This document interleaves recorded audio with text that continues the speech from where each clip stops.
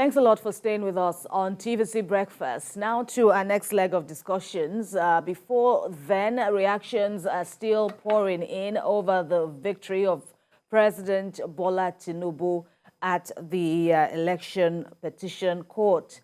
Recall that hours ago, the Presidential Election Petition Court delivered a judgment on the 3 petitions brought before it by the Labour Party, the People's Democratic Party, and the Allied People's Movement, and they were all challenging the victory of the ruling All Progressives Congress at the last presidential election. We have details in this report. Exactly 100 days in office of President Bola Tinubu, the Presidential Election Petition Court sitting in the nation's capital in Abuja has affirmed the election of President Bola Tinubu of the All Progressives Congress. Some landmark decisions have been made in this judgment. The Presidential Election Court dismisses APM, Labour Party, and PDP's petition for lack of merit. The court decided that the issue of nomination of Kashim Shettima is a pre-election matter and ought to have been ventilated at the Federal High Court. The issue of non-qualification and disqualification of a candidate is a pre-election matter. Election, when concluded and result declared, cannot be questioned under the provision of Section 131 of the Constitution on issue of non-qualification or disqualification. The petitioner ought to have filed a case before the Federal High Court within 14 days from the day the cause of action arose. Section 285, subsection 14c, doesn't allow members of any political party to challenge the nomination of a candidate of another political party. The petitioner lacks the local standing to institute the petition. On President Tinubu's U.S. charges, Labour Party and its presidential candidate Peter Obi failed to prove that President Bola Tinubu of the All Progressives Congress was convicted for money laundering in the United States. However, the tribunal ruled that no criminal charges was filed against Tinubu in the U.S. and that the APC candidate did not go through a criminal charge in America. On the 25% vote in Abuja, the tribunal also dismissed Obi and LP's petition on 25% vote of Tinubu in the Federal Capital Territory, saying Abuja is like any other state. The tribunal says FCT has no special status, describes interpretation of Section 134, subsection 2b as fallacious. On IRF, INEC is at liberty to prescribe the manner which election results should be collated. INEC is not mandated to electronically transmit or transfer election results. The glaciers experienced during the upload of the result to IRF portal was not a plot to temper or manipulate the result as alleged by the petitioner. The petitioner failed to prove that it was a case of manipulation by INEC. The glaciers are not on ground to challenge the outcome of an election in view of Section 134, subsection 1b of the Electoral Act. On overvoting, Labour Party was unable to prove claims of overvoting in the presidential election. The petitioner failed to establish any allegation of overvoting or voter suppression, the court ruled. PDP fails to give names of polling units affected by overvoting in Kogi State. The tribunal rules allegations of result manipulation in Lagos are vague. All your mandate, Bola, all your mandate, Bola, all your mandate, we shall stand. We shall stand. There's no script.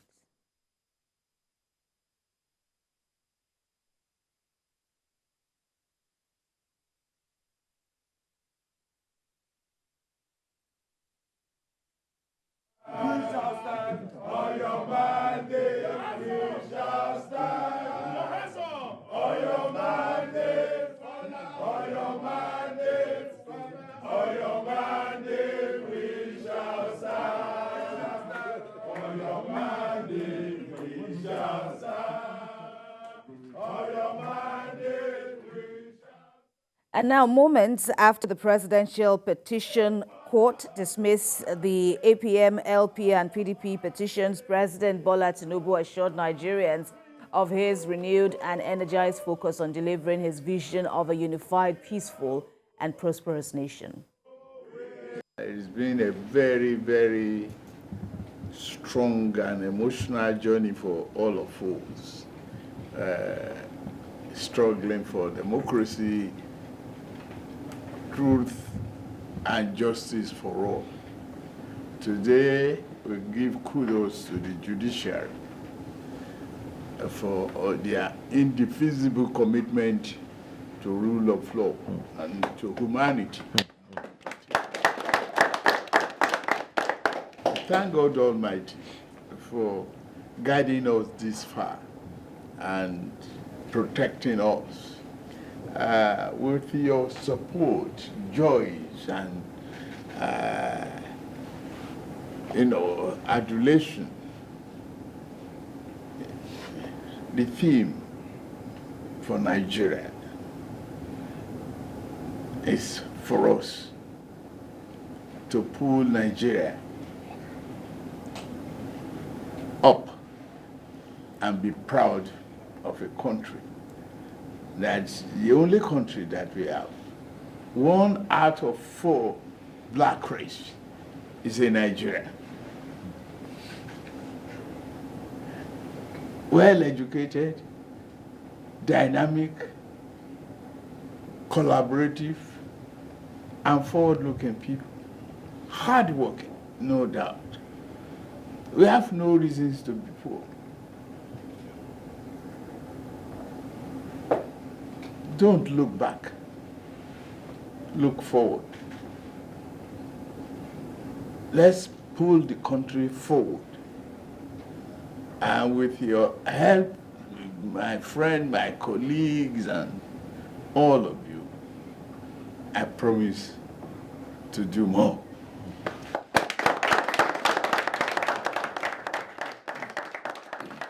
And the special advisor to the president on media and publicity, Ajurin Gelale, said President Tinubu welcomes the judgment of the tribunal while recognizing the diligence, undaunted thoroughness and professionalism of the 5-member bench, which was led by Justice Haruna Samani in interpreting the law.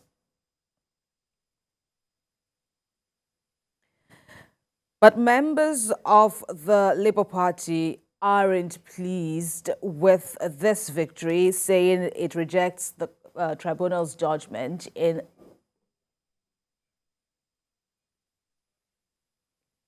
right.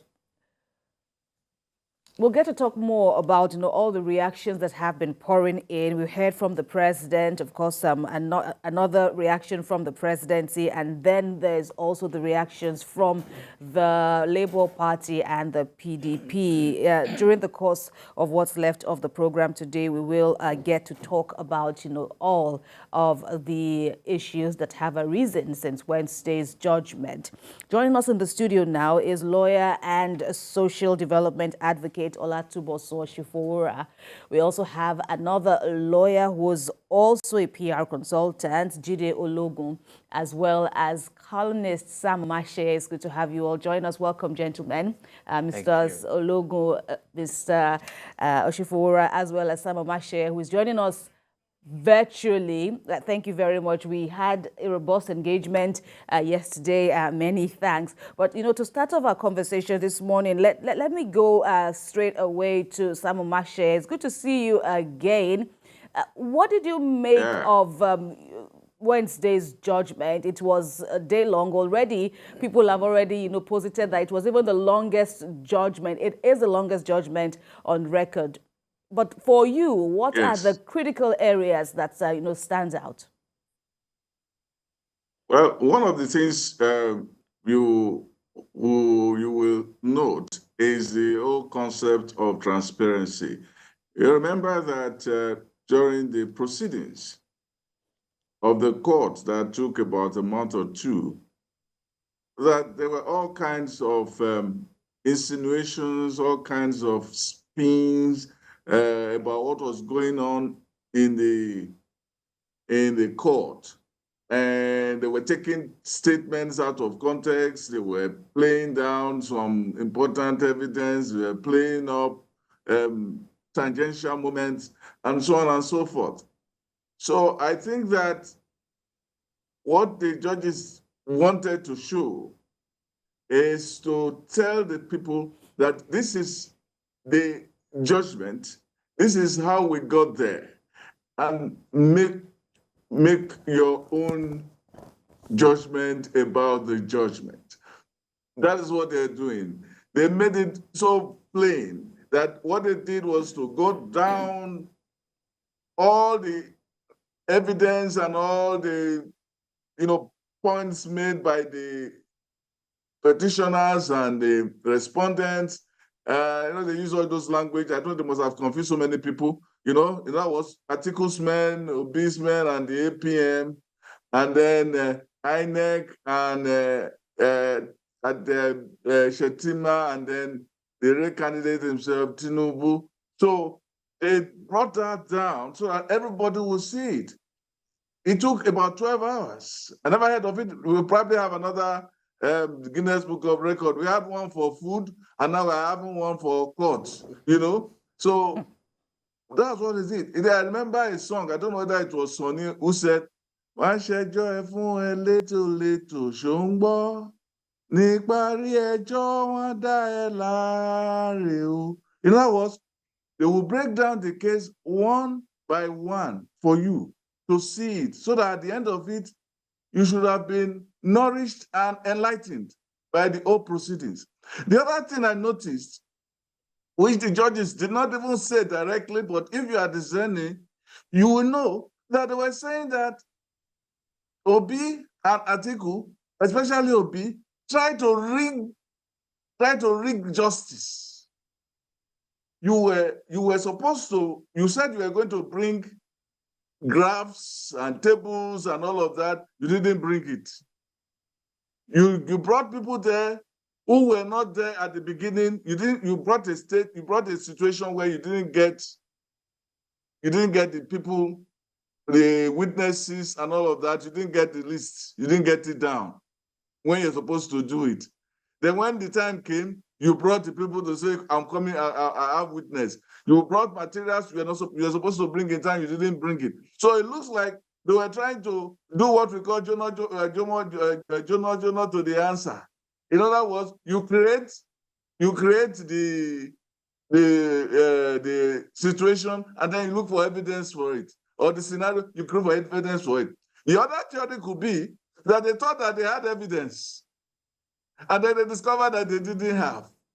Because they made them also look like children.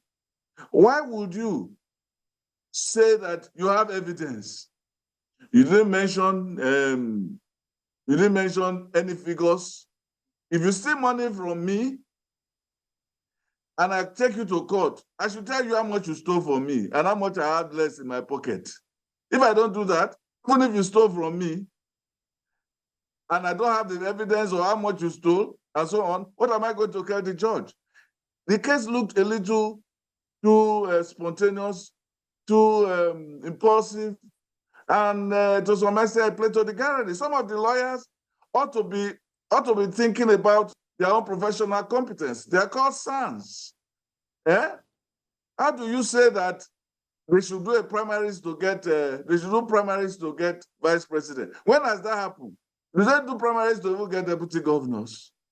You see that some of these things, these lawyers just wanted to make money out of the gullibility, facile mind of their candidates. All right, let's put our discussions on hold at the moment and take a break. We'll come back and continue with more on dissecting Wednesday's presidential election petition judgment. Stay with us on TVC Breakfast.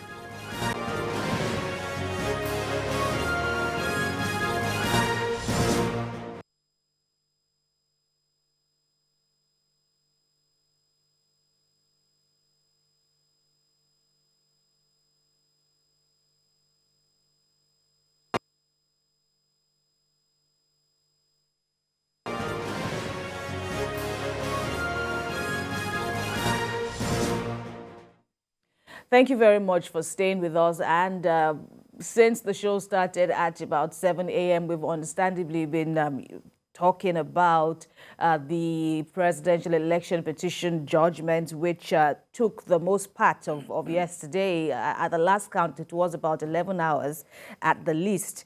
And talking about it now during this leg of discussions on the program today. I have Jide Ologun, Bosun Oshifowora, and Sam Omasheye in the studios. With me talking about it.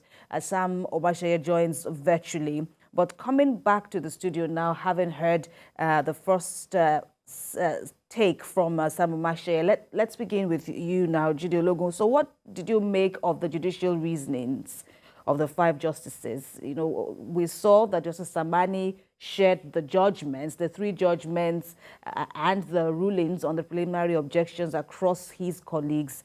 But in terms of judicial reasoning, of their judicial reasonings, the clarity, the simplicity, because after all, there was an extended audience out there. What would it be like for you? For me, it was being in the lecture room yesterday. I logged in throughout, and quite enriching. And like Mr. Sam rightly mentioned, it was to show the world, precept by precept, how they came about the decision.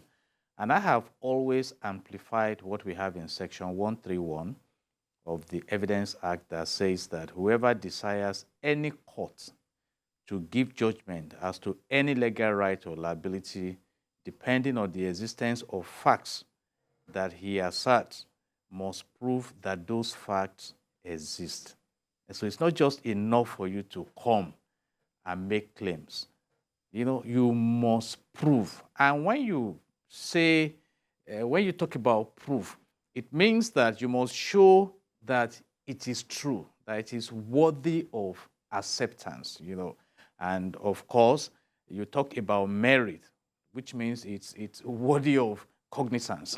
So these are issues. And I've said it, 5 justices, they've taken the pain. I'm so proud of my profession. They've taken the pain because they have presented what the petitioners brought, what the respondents brought, and I must commend them. So, and here we are. Those documents will be available for those who want to study further, and I know some would have recorded. And I must say that right now we are underscoring the fact that it's not just enough to allege. And it was made clear that materials were made available. And let me say this, if you aggregate the experience of the senior advocates and the other lawyers that attended to this matter, you may have about 100 years of experience, minimum. And so they have all presented, they have been given the opportunity. And but like the senior silk said, the Supreme Court is waiting another 60 days to attend to it. And after the Supreme Court, that is final. But I gave an advice at the time, and I want to repeat it today, that even when litigants want to go to court, you can sit down in this day of technology and look at precedents. Because when you talk about matters like this, you talk about legislation, the laws that exist, you talk about precedents. You heard yesterday in the case of Buhari and this one and that, you can go and sit down and ask yourself, do I have a chance? Do I have a chance? So I commend the judiciary. And finally, yesterday we've been hearing about all eyes on judiciary. Some eyes were closed yesterday. They slept off.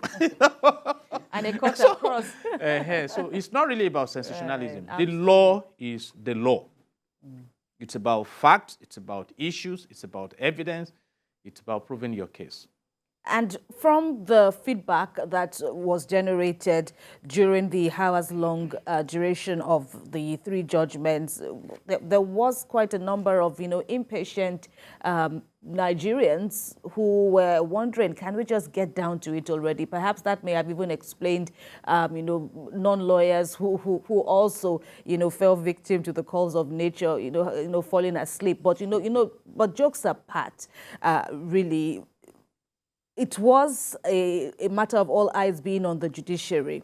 And it was also more of like a challenge. Will we get to see a successful petitioner who is challenging a presidential election yet? But we didn't see all of that because the judiciary yesterday was big on, issues of technicalities and all that. We couldn't have had them just saying this was the true winner. There had to have been a need for the dissecting of the evidence before they reached their decision, right? All right. I'll start like this. There's a sticker I always see around. They write, the sticker says, "Waiting lawyers, they do safe." It was yesterday people saw what lawyers do. And I must commend the industry. Fantastic. And it was something that everybody saw what law was about. Yesterday when we were here, I said they would take us. You even gave us a five at the least, yes. A 5-hour I said duration. it's 5 hours. I never knew we were going to go 12 hours. 12 hours and some minutes. So they took us to school. The industry, commendable. And even non-lawyers, I got home and people out my phone, I was inundated with calls. That, is this how these things work? Is this what you guys do and everything? I said, now you see what lawyers do. So now you know why we charge what we charge. But that's aside. Mm-hmm. Now, one of the things that the justices did, which was fantastic, was the dissecting. You don't have to be a lawyer as long as you understand English. Yesterday, you will know what was being said and how it was said, and what was wrong, what was right. And there was nothing to debate further. So that was basically what happened yesterday. The justices went to town, they did their homework, and they did it well. And then in presenting it to the public, it was a fantastic way. In fact, all the counsels there, you saw the counsels who addressed the court after that.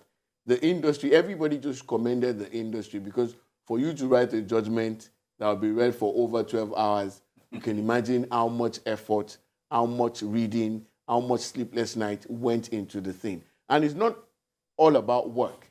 It's about precision, and it's about presentation. Then you saw where they apportioned blame. You saw where they now said, see, this ones you brought, you didn't prove it. So, and at the end of the day, with all due respect, some people look very stupid with some of the things they brought. And like Mr. Logan said, going forward, you have to weigh your chances. People have been like, lawyers must chop. It's not about chopping. Sometimes you have to tell your clients, see, this is not the way forward. But on a second thought, it's not about chopping, and I'm being realistic here. It's about developing our jurisprudence. What happened yesterday, you're going to see laws changing from what we saw yesterday. There's going to be a lot of amendments. And then I was able to explain to some people last night that say, don't stop them from going to the Supreme Court. Let's see what the Supreme Court too will add to what's on ground. It's about education. It's about broadening our horizon and enlightening people, and also developing our jurisprudence. If you take your mind back to elementary law, whilst we were in the LLB realm, we did law of contract. There were some things that we questioned some cases. You see someone suing the uncle because he promised to do this. At that point, it wasn't pleasant. Family will come in, why are you taking your uncle to court? But those were the things that developed the law of contract. Those were the things that developed our jurisprudence. Now, so I wouldn't forbid them from going to the Supreme Court. Let the Supreme Court also lend its voice to it. Now we've seen the difference between the issue of BVAS and IREV and how it works. Now, so there's electronic transmission, but there's a dichotomy there. Now, we've also seen the issue of 25% in Abuja compulsorily laid to rest. I was here. I remember 2 days after the election when the whole thing came up. After the results were announced, I stood here at this point and I said, see, you cannot give Abuja a status that is, this is not America where you say Ohio will have 25 and then this state will have 2 and all that. It's not electoral college. It doesn't work like that here, but that was laid to rest. All those people, I told you yesterday that if you want to learn English, you will learn English. If you want to learn law, and we saw all that play out yesterday, and it was fantastic. I'm proud to be a lawyer. I'm always proud. Right, and of course, that part that you said, it stands out, the issue of, testing the law, testing the waters, judicially taking your grievances to the courts for interpretation rather than carrying out protests. I beg your pardon. All right, so coming back to you, Sam Omashe, there were various narratives in the build-up to Wednesday's judgment, talking about a compromised judiciary, for example, a desperate presidency. Some were also, wielding that narrative. But when I also read through some of the comments, divergent, by the way, during the reading of the judgment on Wednesday, it also came up as, many congratulating the judiciary for how well they, laid out their points with clarity. But, what did you even make of the arguments before, puncturing holes in the integrity of the judiciary, and even the president, Bola Tinubu, whose victory was affirmed yesterday? Well, what you saw build up to the scene was to try to browbeat the judiciary. And the real group doing this were the so-called obedience, were the ones trying to browbeat the judiciary, all eyes on the judiciary. Well, some of them also hoped. There is a video that is trending now of a man who lined up the pastors, a pastor who lined up the judges on the screen in a church and started praying that they should not fall, the judges should not fall to Satanism. They should not fall to occultism. That God will help them do their judgment. Well, if the man's prayers came to fruition, then the pastor should go back to the church and start shouting hallelujah. Or else it means that his prayer went bad. There's also the other aspect of it, and this is the most critical of it. It is that lawyers, some prominent lawyers, were part of this. Remember what Jesus said? He said, woe unto you lawyers, for you have taken away the key of knowledge.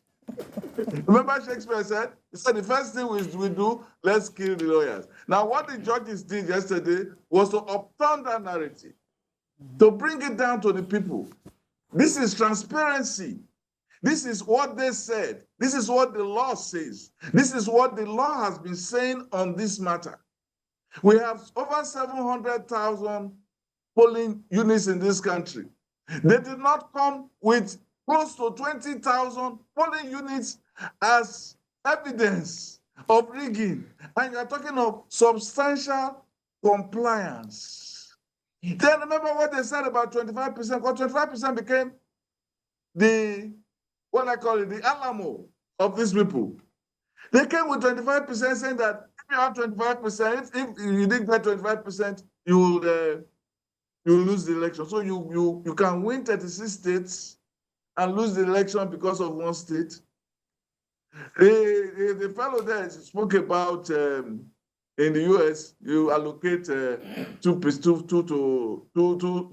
electoral votes to a state, 20 to this to New York, and so on. If we did that in Nigeria, what will Abuja get? Abuja will have even gotten less. Will have been less than a state if we were to look at it that way, if we were to follow that model. The thing is that Abuja is an administrative unit before it becomes a political unit. So people should not overstate that. But it's very interesting how the lawyers broke it down. They came with the whole concept of equality of citizens. So what this obedience were looking for was the royalty of Abuja citizens, which is again is anti-democratic. And the federal principle, what is it? That the greatest part of a country should not be greater than the smallest part of it, and vice versa. So this one was equality of citizens, equality of states. That's what they were saying. So when they said that, oh, 25% is this, 25% is that, how can one part of the country hold the rest of the country to ransom? For what reason? So the thing is that no matter how you make this thing transparent, as they did yesterday, those people who will not learn will not learn. There's a place in the Bible that says, ever learning, but never coming to the knowledge of the truth. So this is a problem. It's a problem that will go away on its own. I said there are some people who will never believe that they lost, even they lost. There's a concept called the lost cause in the United States.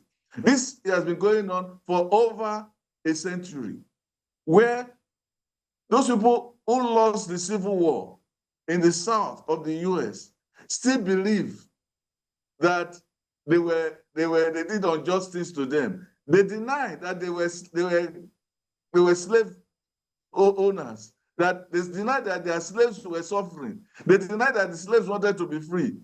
They deny that their way of life was based on oppression. Up to today, it is called the lost cause.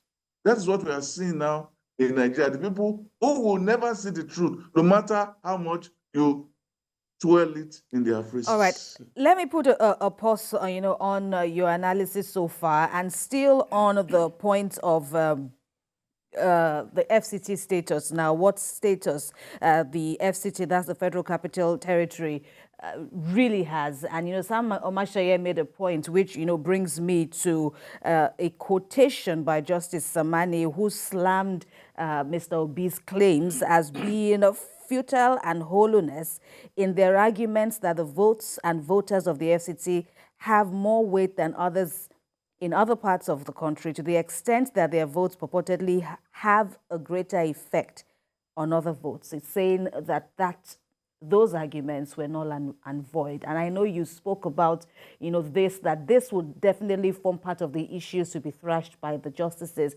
But how definite was their stand for you? Like we say in court, as the Lordship pleases, and I have always settled for that interpretation, because we are talking about interpretation here. But my request really, like I mentioned yesterday, is that the National Assembly should wake up. This is also helping us to give more energy to our laws and be specific. And politically speaking, that came up because the Labour Party won in Federal Capital Territory. So if, for example, okay, let me bring this on board in testing the power of the judiciary.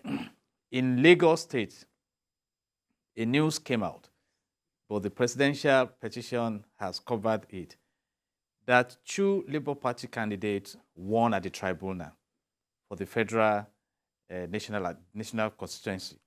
One, I think, Okejo and Wande George for Amuwo Dofin and Oshodi Solo. So you will commend the judiciary on that. But I have this concept in line with what Mr. Sam mentioned, which is the concept of PMB, perception in public relations, mindset, and bias. So it may be very difficult to make some see the beauty of what happened yesterday because of perception, because of mindset, because of bias. And that's why I brought in. And when we talk about the status of Abuja, I want this matter resolved. If Abuja should become the 37th state, let's give the full-fledged, because it's still going to affect other issues. Right now, we have the Minister of Federal Capital Territory, the indigenes of the FC, they are even asking for. So if it will resolve issues going forward, why not?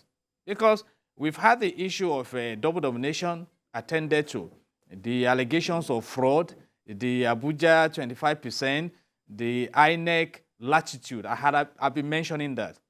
I've looked at the provisions of the law under the Electoral Act Amendment 2022. It gives INEC discretion. So if we don't want this discretion, let the National Assembly go back and further amend. But there is also the aspect of sensationalism, which is, I've advised people against it. Like yesterday, many would have concluded before the justices concluded, just flying up and down. And then, it's been advised, you have to be swift to hear and slow to speak.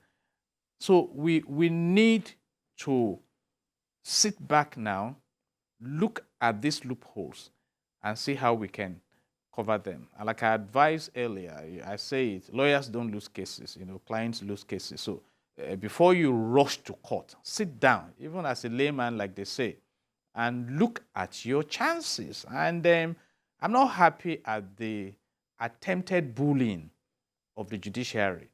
and I must express that. But I said it yesterday here, that the judiciary cannot be bullied, and I'm so glad the judiciary established that, because the judiciary will never force politicians to go to the tribunal.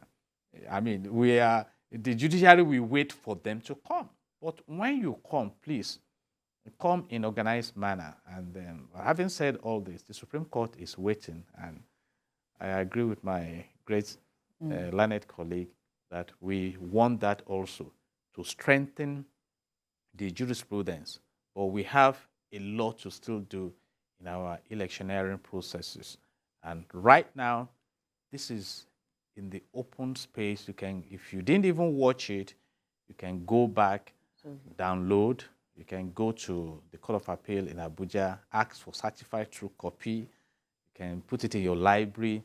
It's very explicit, and so that you also learn some of these things. The law is not sensational. It's not sentimental. The law remains the law. Right. And, you know, talking about bullying, one of the 5-member panel, Monsurat Bolaji Yusuf, ensured, Justice Monsurat Bolaji Yusuf ensured the issue of bullying was included in her own, you know, portion of the judgment, where, you know, she slammed the petitioners for not balancing out their grievances in their petitions, of course, with, you know, proof. And we saw the tribunal riding high on the issue of technicalities. And it gives a sense to lay individuals as to, and even lawyers who have also said that proving cases at election petitions is much more different than, you know, the regular cases in the regular courts. There were so many issues that the tribunal thrashed regarding the issue of proof, talking about corruption or electoral infractions, irregularities, corruption, yes, and then the issue of the drug-related case that the president had in the United States. You know, there were so many issues that the tribunal dealt with. Help us get a sense of, you know, the issue of proof. We even had a lawyer, Ebu Oluwadegboruwa, also saying that it's obviously quite difficult, you know, to successfully prove a case at the electoral petition. Right, I'll explain why. Now, this is it. First off, it's a fundamental principle of law that he who asserts must prove. I think the two guests have done justice to that. If you say something was stolen from you, you stole my money, I should be able to say this was the amount, this is what is left, or nothing is left. So, and you can't be generic, like the court said yesterday. You have to be specific. What happened? How did it happen? Where did it happen? Now, but I'll tell you why lawyers said it's a bit difficult to, it's not difficult, it's just cumbersome. And I'll tell you why. From the day the results were announced, based on the electoral laws, you have 21 days. That's the petitioner to file. If you are alleging overvoting, malpractices, rigging, and all kinds of things in like 8,000 polling units, you have 21 days. In fact, you have 20 days to gather your evidence, to gather the witness, to bring your witness statement on oath. They front load everything. You saw what happened yesterday when the court said that they brought, certain witnesses and their statements were brought out of time. And, you know, and they were expecting the court to accept it. This is how it works. The whole thing, you see, election, my dad used to say something that elections are won and lost at the planning stage. Election is not something you walk into. You have to weigh, you have to look at it. So it doesn't end, based on what we have, it doesn't end at the polls. You saw what happened yesterday. Election goes beyond the polls. It lands in the court. Now, so you have to be mentally, physically, and even financially prepared. That was what we saw play out. So if you are alleging in 8,000 units, 8,000 polling units, something like this happened, so you know you have to bring, because one polling agent is not going to testify for the other polling unit. He can only speak as to what happened at his polling unit. So if you are bringing 8,000 polling unit issues there, you have to bring 8,000 witnesses with 8,000 statements on oath. Now, so if you have not done that, by yourself, you have messed up your case because you are asserting, but you're not proving what you are alleging. So if you say something happened, so see, one of the things the court also did yesterday was that to make us understand that law and the practice of law is not sentiment and is not what we do on social media. I think that was why Justice Bolaji Yusuf did and made us realize that nobody's going to look for evidence for you. Right. She said you took us on a wild goose chase. Exactly. Right. So it's like wasting the time of the court. And you saw what happened. You saw the fines. Did you see the fines? That went. You saw what happened. I mean, the cost. Now that if you have wasted the time of the court, if you are putting so much industry, and at the end of the day we find out that what you're pushing is just frivolous and unfounded, then you have to pay for it. So this is how these things work. Now, so in gathering your evidence, so what I'm trying to say in essence is that if you know you have 21 days to file your case or to file your claim, then you know you have to work within that 21 days. And like I said, this was pure schooling, pure tutorials, because going forward, people will now know that if this is the amount of time I have and this is what I'm alleging, then I have to walk the talk. I have to bring the proofs. I have to put everything together for the court, or else you will end up paying costs and adding that to your loss at the polls. And in terms of elucidation, as we saw on critical matters, Sam Omashe, and now with you, help us also give your reaction, or how do you react first to the issue of the powers of agents, because we saw the justices address complaints of the Labour Party that portions of result sheets were blurry, and then the courts replied them saying, what were your party agents doing? They had, or they ought to have had, copies of the results. And so if you had an issue with a result sheet being blurry, then where is their copy? And then there's also the issue of INEC not being bound to electronically transmit results. That also formed a critical portion of the judgment yesterday. The court said INEC has the right to determine the mode of transmission of results. What's a reaction to that, as of course we face future elections? Let me preface my answer by going back to recent history. Before we had beavers, before we had technology, we had computerization, digitization of elections. We were still winning cases in court. In the Southwest, in Osun, in Oyo, in Ogun, in Benin, Edo State. How did they do it? It was rigor. In some cases, they calculated, there was mathematical dimension, statistical dimension to the cases in court. Even the whole idea of forensic, which was spearheaded by even this president at that time, in pursuing the case, in pursuing his cases. That was before then. It means that if you want to make a case in court, if you go to an election and you feel that you have been cheated, you take a scientific tone of mind to do it. That is how to do cases. It has been done before. Now you have digitization, and you still can't do it. What does it tell you? It tells you of the quality of the people who wanted to be president. They cannot even make case for themselves. Now, in the case of the IREV and all of that, you know, all of these people have agents all over the places. I can excuse Labour Party because Labour Party didn't even have enough agents. They didn't have enough. They didn't have all over the north. They have a sprinkle of them. But out of PDP had agents all over. So they knew the result. They had their papers to show that they did not have the requisite numbers to win. So they didn't do enough to prove anything because they did not have enough to prove anything. There was a PDP case in Kogi State where the person said, when he finished from there's the agent, he said when he finished from the polling unit, then he said he visited 20 others when they were counting. So So time stopped for him to visit 20 polling units. Before to find out that they rigged in all those 20 polling units. So some of these things were very ridiculous. And you know, I mean, what these judges did were three-pronged. And for people who don't, especially young people who are just learning and who want to become lawyers, it was a thing to even encourage people to become lawyers. There are three things. One, the philosophy of law jurisprudence. Two, constitutionalism.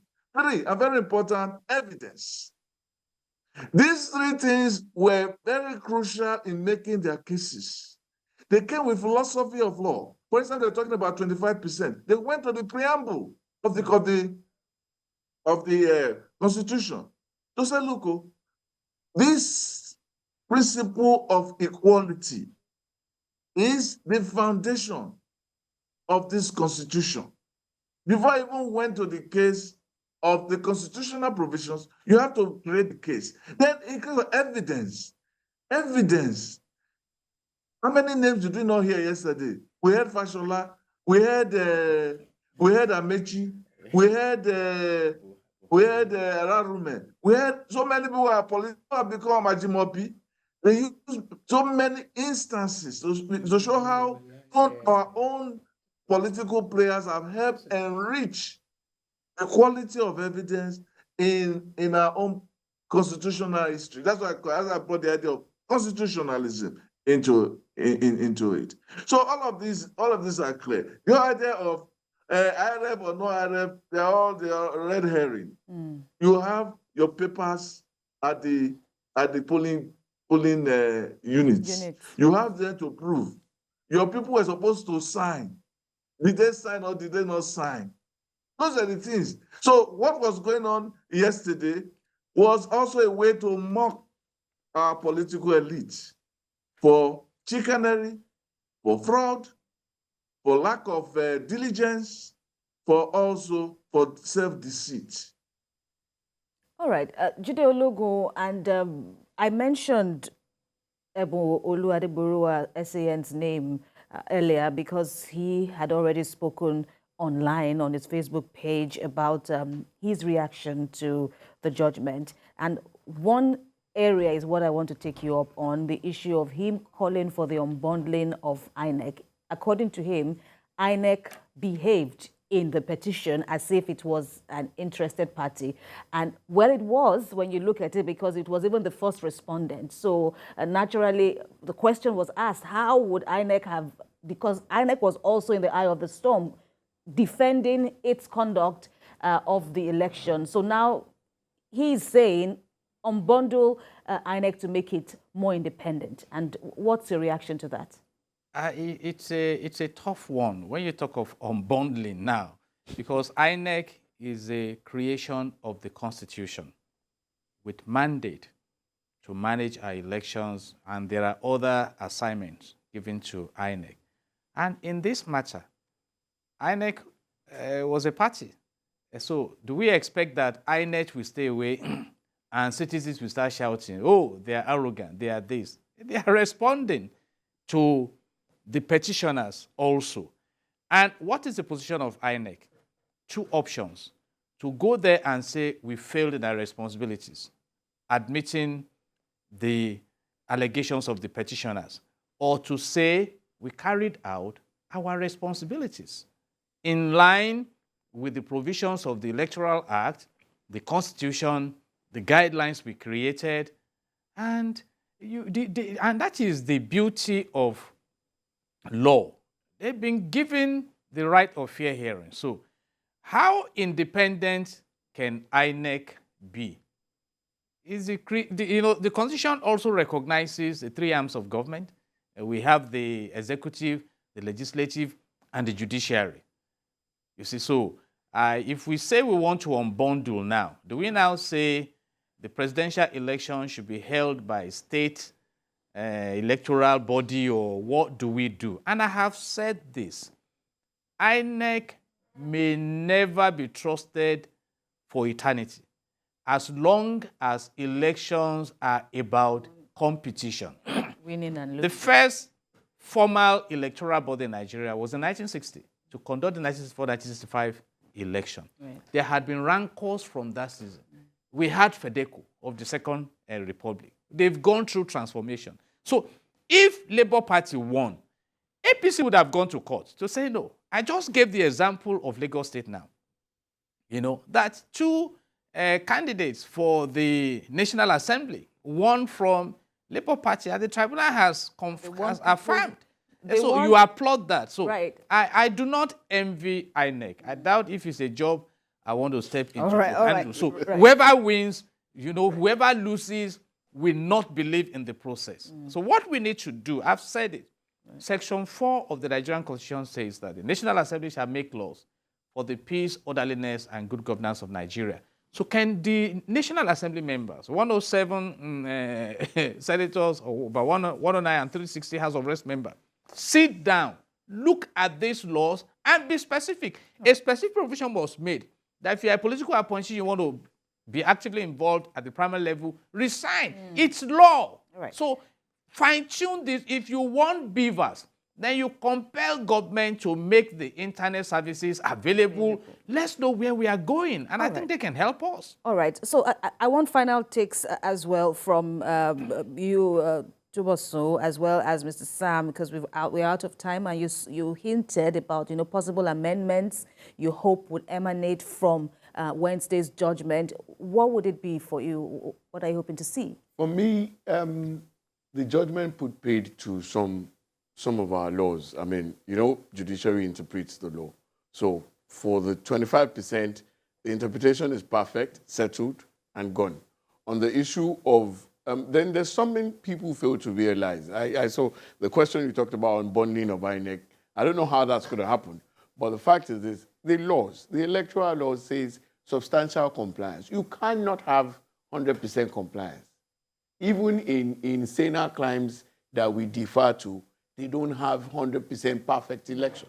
So we're not going to have that. But we have a dynamic system, and that also will reflect in our laws that will guide these elections. So that's basically what we're going to do, because as it goes on, once judgments come like this, the judgment becomes the extant law.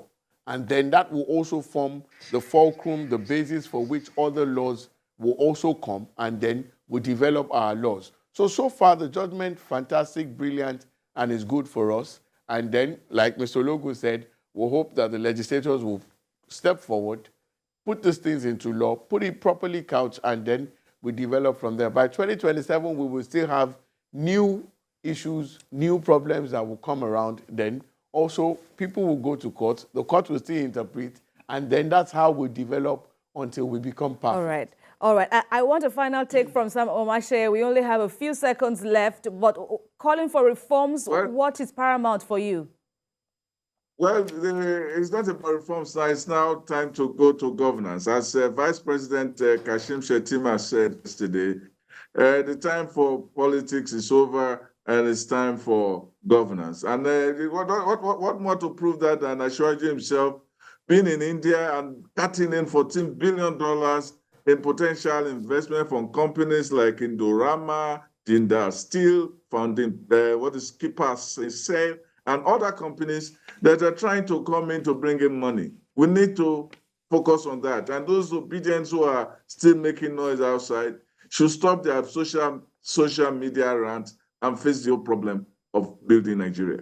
All right. Thank you very much. Of course, even though the Supreme Court awaits, going by indications by the Labour Party and the PDP, but yes, President Tinubu has called for national unity and for everyone to concentrate on nation building. Sam Omashe, Jide Ologun, and Tubosun Oshifowora, thanks to you all for your valuable contributions on the program TVC Breakfast this morning. Always a pleasure. Right.